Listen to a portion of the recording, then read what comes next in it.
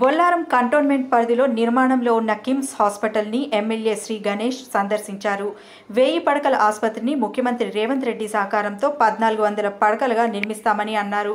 ఆసుపత్రి నిర్మాణం పూర్తయితే శివారు ప్రాంతాల్లోని ఎంతో మంది నిరుపేదలకు ఉపయోగపడుతుందని చెప్పారు. పనులు జరుపుతున్న తీరును పరిశీలించిన ఆయన సంతృప్తి చెందారు. 2025 సెప్టెంబర్ నెలలో ఆసుపత్రి ప్రారంభోత్సవానికి అన్ని ఏర్పాట్లు చేస్తున్నామన్నారు.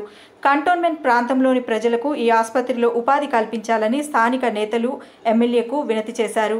ఎమ్మెల్యేతో పాటు మాజీ బోర్డు సభ్యులు జయప్రకాష్, మార్కెట్ కమిటీ ఉపాధ్యక్షుడు వేణుగోపాల్ రెడ్డి, సీనియర్ కాంగ్రెస్ నాయకులు నర్సింగ్, ఎన్ఎస్విఐ నాయకుడు అరవింద్, ఇతర కాంగ్రెస్ నేతలు పెద్ద సంఖ్యలో పాల్గొన్నారు.